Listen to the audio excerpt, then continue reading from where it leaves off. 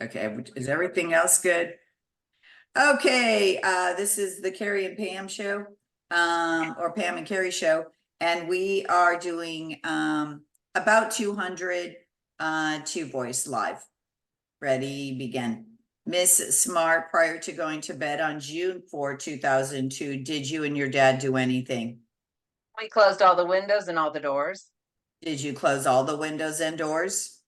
No, there was a window above the kitchen sink that we didn't close because the smell of burnt food was still lingering in the air. Did not close the rectangular window that was on the right side of the bigger square window. There is a hand crank that you can crank it open with. June 4, 2002, did your home have an alarm system? Yes, it did. Was the window you described a part of that alarm system? No, not that I know of. Are there any doors in the vicinity of the kitchen? Yes, there was a door even further to the right next to the set of cupboards next to the refrigerator. What is government exhibit 14 a picture of? Was the kitchen door on June 4, 2002 wired or set up for alarm? Yes, it was. Was there anything unusual about that particular door that evening that you recall? I remember that when it opened, it didn't beep, and all the doors in our house beep when you open them up. Did you know why it didn't beep? I believe it was because the magnet that makes it beep had fallen out and become disconnected or something. At the end of every day, all my siblings and parents gathered together, and one of us says prayers, and one of us thanks our Heavenly Father for things we'd been blessed with and asks Him for things that we need. I shared a bedroom with my younger sister. She slept right next to me. As you look at government exhibit 18, what's to the left or right bed as you look at that photograph? My desk. What did you wear to bed that evening? I wore a pair of red silky pajamas. It was a set. It had a bottom and a top. The top buttoned up, they had a collar. They were short sleeved. The pants were not drawstring. They were elastic at the tip. We have a good family friend who travels up to Vietnam frequently who brought them back. Did anyone in the home wear the same pajamas you wore? Yes, my mother did. Were they the same style you wore? Yes, they were. I would ask you to look at government exhibit 5. Can you tell me what those are? These are my mother's same pair of red silk pajamas that I had. Anything special that you did to wear those pajamas? Yes. Explain that to the jury using that pajama top. At that age, I was very modest and very shy. I didn't feel comfortable with the collar, so I took a safety pin and closed the top like that. Was that a fashion statement? No, not at all. On June 4, 2002, when you went to bed, did you immediately go to sleep? No, I stayed up reading to my sister. What did you read to your sister? I read a book called Ella Enchanted. I put it on my bedside table, my desk. Miss Smart, I show you what has been marked government exhibit 60. Do you recognize it? Yes, it appears to be the book I was reading to my sister the evening of June 4. Could we see government exhibit 18, please? Miss Smart, looking at government 18, can you show me that object to the right side of the desk? It's the book Ella Enchanted. Did there come a time that evening where you fell asleep? Yes, What happened when you fell asleep? I was woken up. What woke you up? There was a strange man, and I could feel something cold across my neck.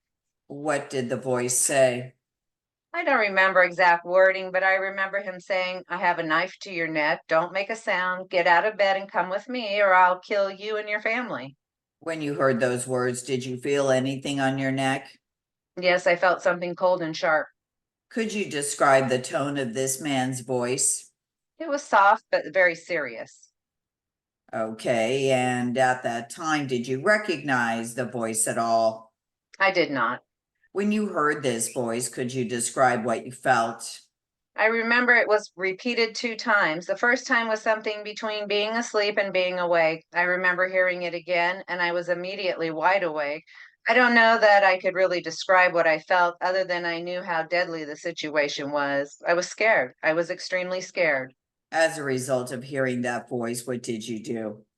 I got up. I did what it said. The man grabbed hold of my arm, and at knife point, he led me sort of in the direction of my closet. When he led you in the direction of your closet, where was the knife? Do you recall? It was at my body, at my middle section. I thought I was having a nightmare. It was just indescribable fear. I remember it had a knife. It wasn't like a pocket knife, just a solid knife. I remember it was dark. On part of the blade of the knife, there was some jagged parts. It wasn't just smooth, it was a jagged blade.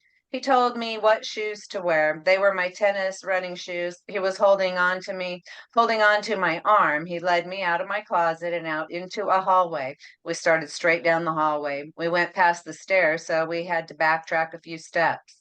During the time in the house, where was the knife? It was always pointed at me. It was always directed at me. I just remember not to make a sound or he would kill me and my family, at which point I was instructed to put my shoes on. I asked him why he was doing this. He said that he was taking me hostage. We continued to head to the lot above my backyard up to a street called Tomahawk. They were an army green color, and he had tied the tops together with a piece of material. He still had the knife in his hands. We started to go down the slope. There was a car that came driving by, so I was immediately pushed down inside a bush. Who pushed you down? The defendant. What kind of car was it? It was a police car. How did you know that? I could see the writing on the side. Did he say anything to you? If this is the work of God, then let this police car pass without finding us. Did he tell you what to do? He told me to stay down, not to move or say a word, or I would be killed. When the police car passed, we were within 10 feet. What happened after the police car passed? I was immediately forced to stand up and run across the street to where there is a beginning of a trailhead. Prior to June 4, 2002, had you ever been on this trailhead? Yes. What happened when you reached the trailhead? He told me to start going up the trailhead, and he was right behind me with the knife at his back. I remember asking him why he was doing this. I'd never done anything wrong. I didn't know who he was. I asked him who he was. How did he respond to your questions? He said he would explain a lot to me later when we got to where we were going, and I remember asking him if he realized what he was doing, and he said he did. And I remember me saying if he let me go right now, that we wouldn't press charges on him. And I remember him saying he knew exactly what he was doing and he understood the consequences of his actions. When he said this, was he speaking in any old English or archaic English? No.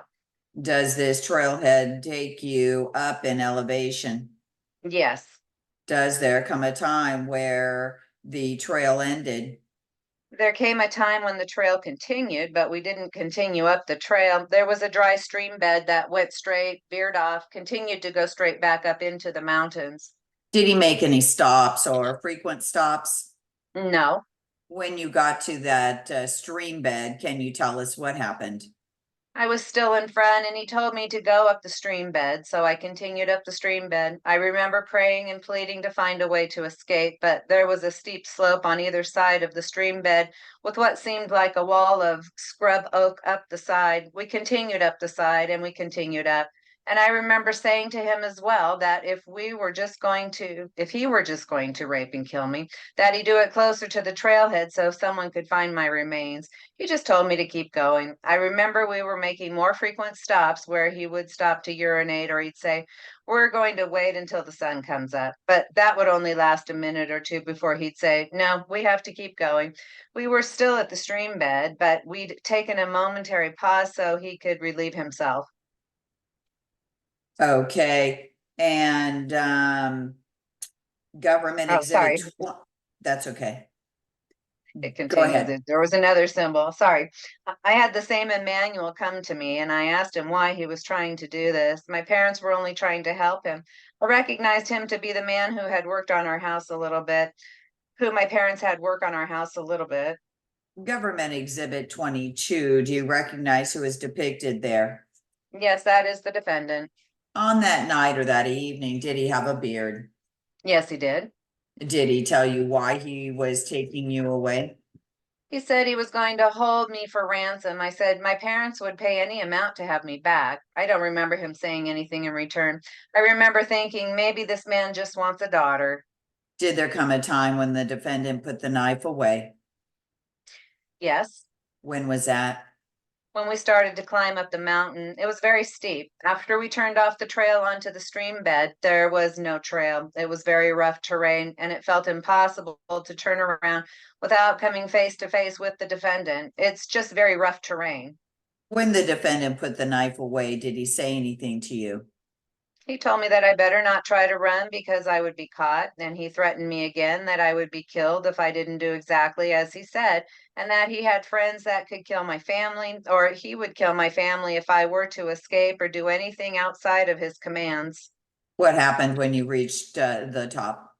The sun started to come up. It was quite a bit lighter, and I remember him saying we needed to make it over the top of the ridge because the color of my pajamas were so pretty that he didn't want any of the others to see me. Okay. What did the defendant say anything at that point? He later called out Hepzibah, and a voice responded from a grove of trees too far off, Emmanuel. Would you describe the voice? It was a female voice. After you heard the voice, what happened? I remember him taking me into a grove of trees and walking down an incline to where some ground had been leveled out. And there was a tent and there was a tarp. Behind the tent, there was a big mound of dirt. But in front of everything, there was a woman standing there wearing light colored robes, the kind you pull over your head, not the kind you wrap around you. And she just grabbed me into her arms and hugged me. Had you seen this woman before? No, Who do you recognize that to be? the wife of the defendant. Is that the woman you called as Hespia? Do you know her by a different name now? Yes, What name is that? Wanda Barzy. Can you tell us what time it was? The sun was up, but it was definitely before midday. Can you remember approximately how long it took you to get from the trailhead to the campsite? Probably between 3 and 5 hours. Was it a difficult trip, physically challenging? Yes, Did the defendant stop? yes, he did. And for what purpose? He would have to urinate. Did he ever stop for food and water? He had some water in the green bags I described earlier. Did he ever offer you to eat during the trip? Do you recall? He did offer me water, but I couldn't drink anything. After Ms. Barzy hugged you, what happened?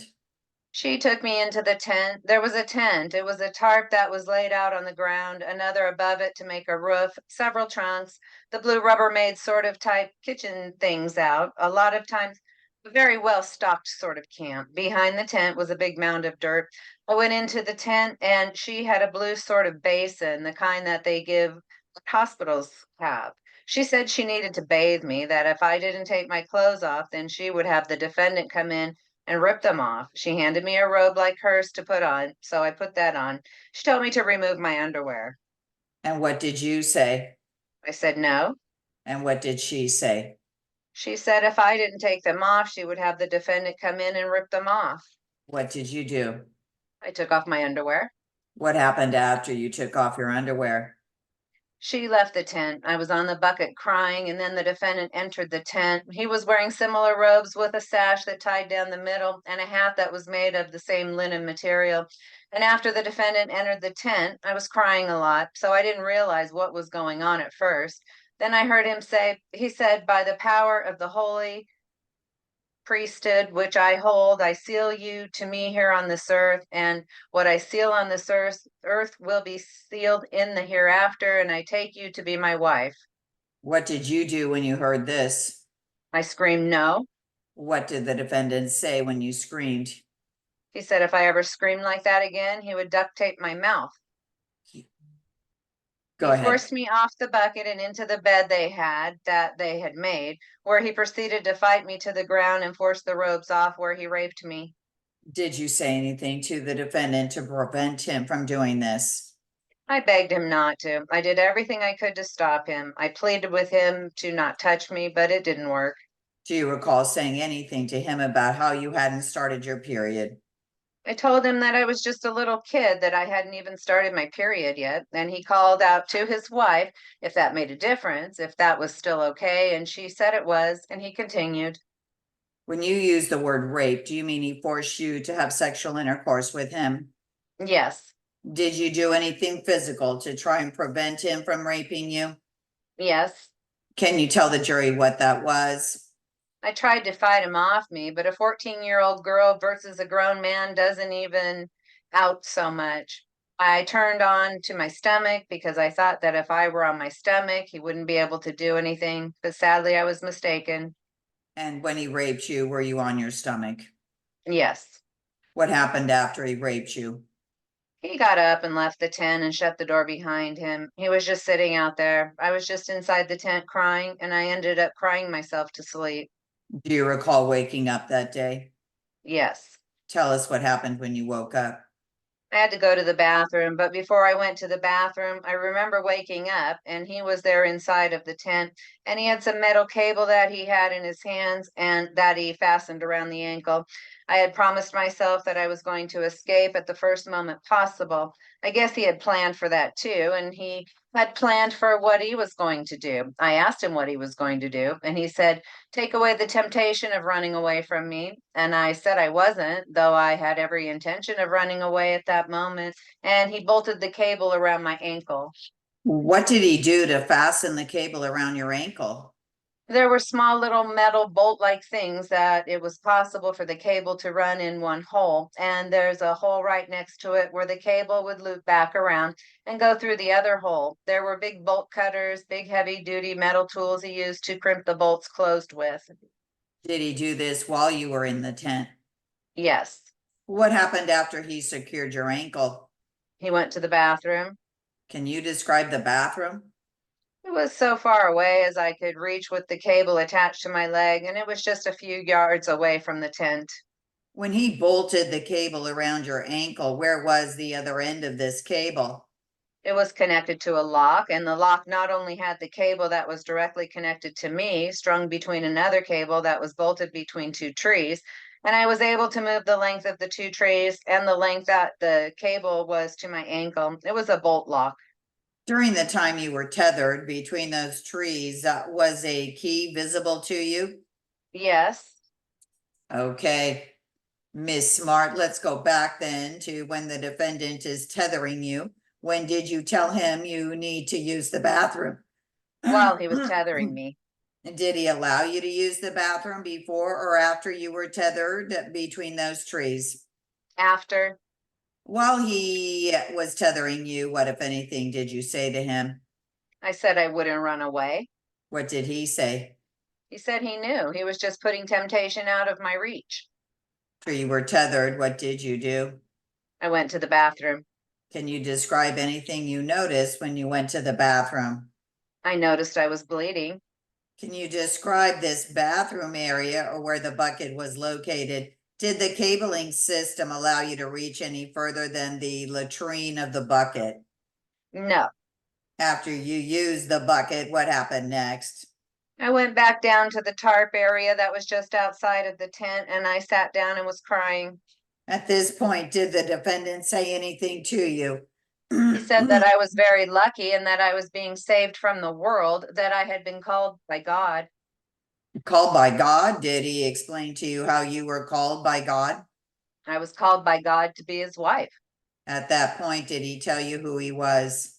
He began, yes. He said he had been called by God and instructed to do everything he had done up to that point, that he was a prophet, and that the Lord had taken him out of the world to begin preparing him for the day when he would re enter the world and come out of obscurity and testify with great power and call the world to repentance and preparation for the second coming of Jesus Christ. Did he tell you at that time whether he had tried to obtain other wives? I do not remember exactly if it was at that time, but I do remember that at other times. What did he tell you? About obtaining other wives? Yes. He described approaching other women and asking them. He described approaching a woman named Kelly, who was an African American. He told me how they tried to live plural marriage together, and he told me how that had failed. And he told me about another woman who worked downtown at a shoe store and how they had talked about polygamy. He told me she came from a polygamous background. She had run away from that community and has joined the LDS church and was engaged to be married to a young man. Later, when he came back to ask her to come away with him, she had quit working there. Did he tell you whether you were the first one he tried to take by force?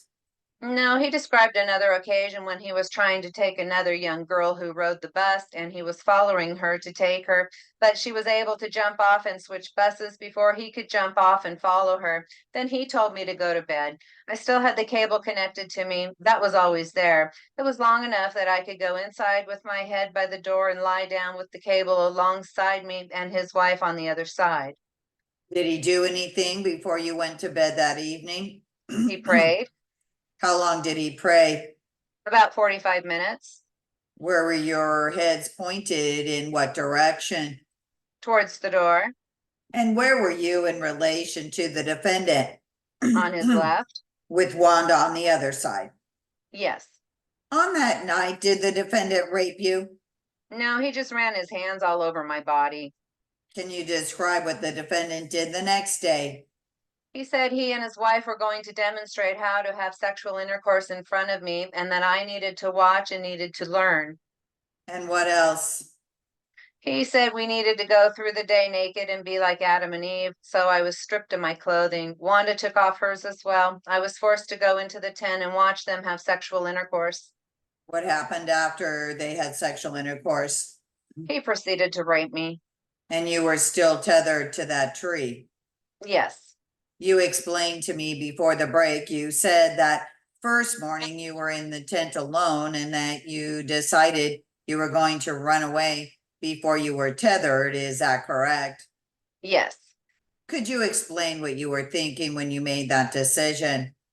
I didn't want to spend another day with him. I never wanted to see him again. But I also, like I had seen what he'd done to me so far. I'd seen how he'd come in and taken me from my bed, the place I thought was the safest place in the world, in my own home with my sister. He had succeeded in taking me up to this camp. He had threatened me, and I had been tethered between two trees like an animal.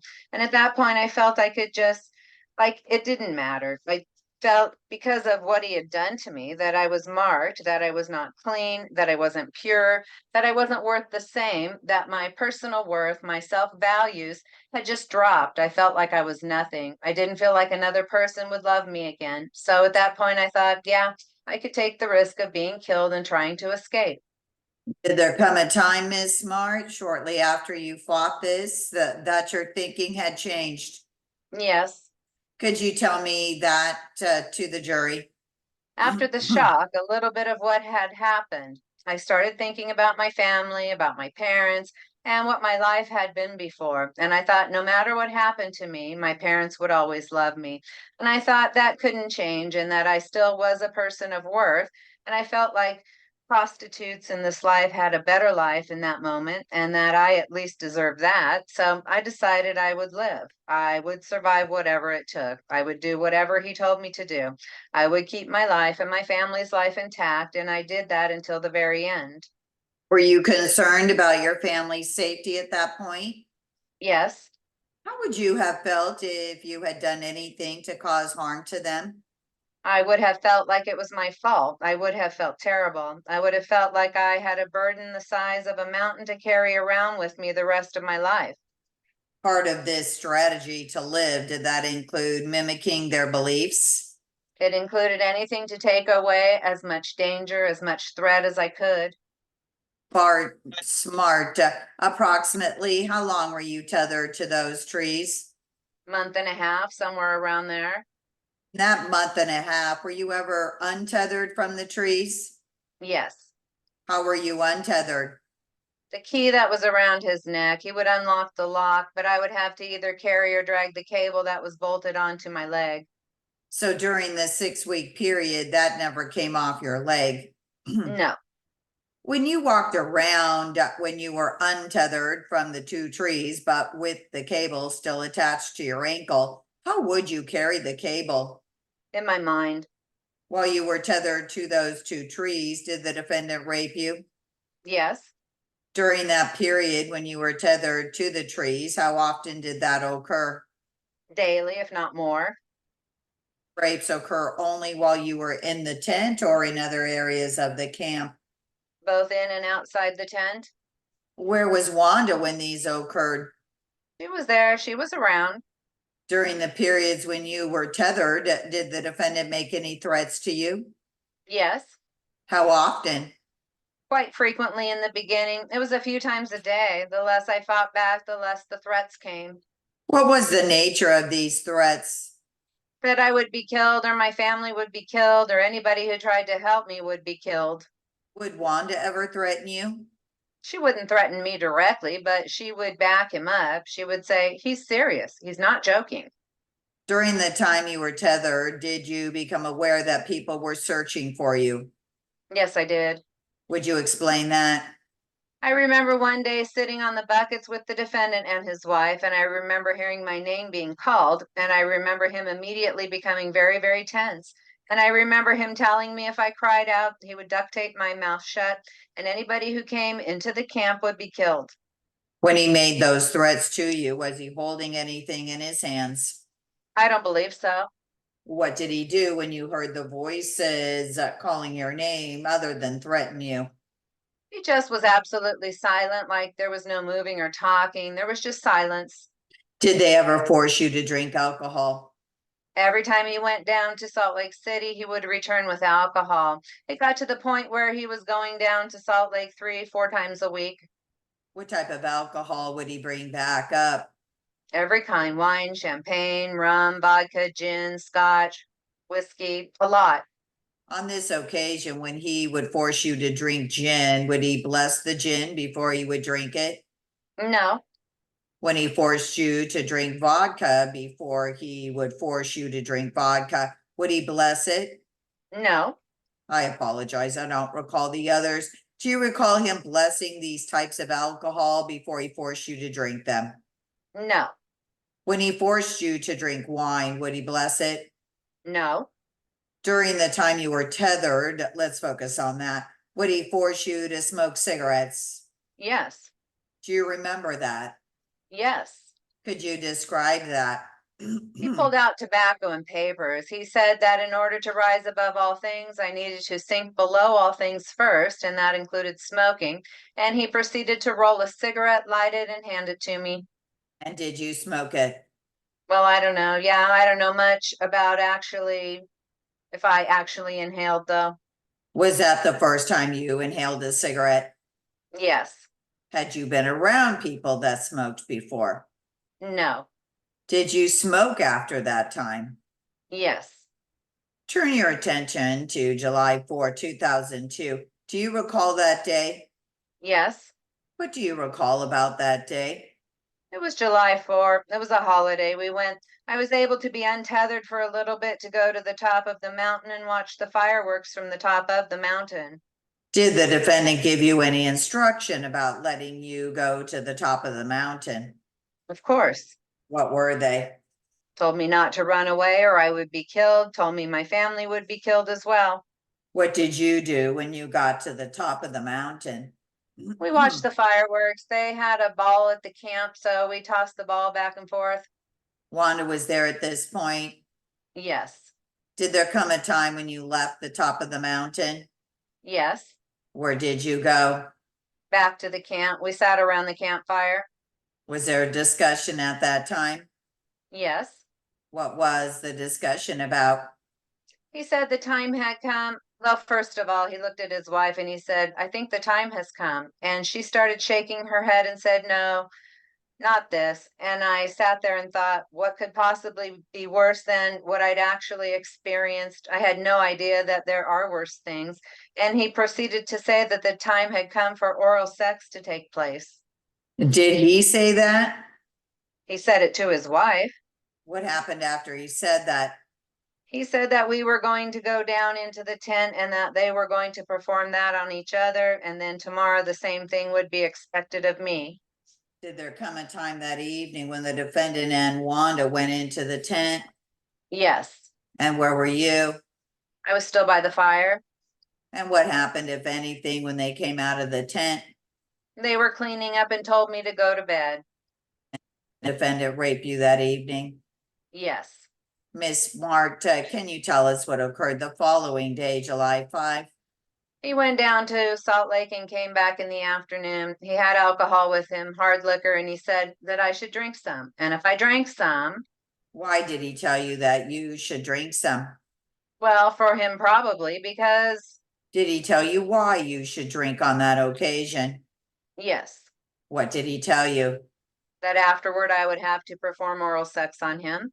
And did you drink the alcohol? Yes, Did you know before he left the camp that morning where he was going? yes, How did you know that? because he told me. Did you do anything unusual that day? I didn't eat Why? because alcohol had a quicker effect if I didn't eat. And why didn't you eat that day? Because I didn't want to be sober for what was coming. What happened after you drank the alcohol that day? I was forced to have oral sex with him. Did anything happen before you had oral sex? He was trying to kiss me and I bit him. Before he forced you to have oral sex with him the first time, did he and Wanda do anything? They demonstrated in front of me. After they demonstrated it, that's when he forced you to have oral sex. Yes, Miss Smart, were there other times that the defendant forced you to have oral sex? yes, Do you recall a time when you hurt the defendant? yes. Describe that. I bit him. I bit his tongue when he was trying to kiss me, and I bit him. What did he do, if anything, when you bit him? He pulled back and said that if I ever did that again, he would never have sex with me again, and I'd be the most miserable woman in the world. Okay. This is Cross. Good morning, Mary Catherine. Please tell the jury how old you are. I'm 18 years old.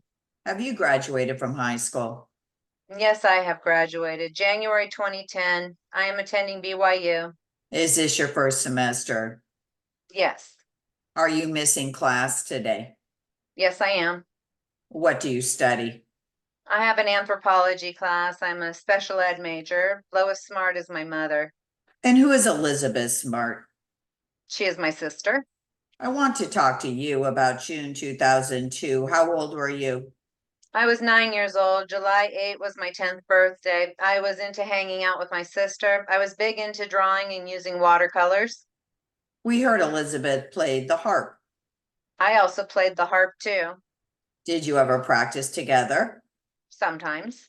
I want to talk to you about a particular day, the day of June 4, 2002. Were you still in school? I believe we'd just gone out. We'd gone running together. This little reservoir up by my grandmother's house we went running at. I guess we went to Elizabeth's aware ceremony that night. I don't really remember. Or anything about dinner that night? My mom had burned the potatoes, What did that do to the house? made it smell. Every night we gathered as a family and had family prayer. We had this little routine where every night Elizabeth would read me a book. We would read a book together. Did you do that night? Do you remember what she read you that night? Ella Enchanted. Were you sharing a room at the time? Yes, we were. How was that working out? Really well. We were still our best friends. We were really close and we did basically everything together.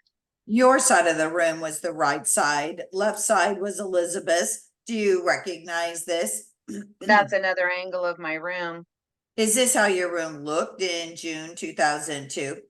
Yes, There's a large window next to the bed. Did you close it or leave it open? we left it open. We didn't have any blinds, just the moonlight, but it was pretty bright in there.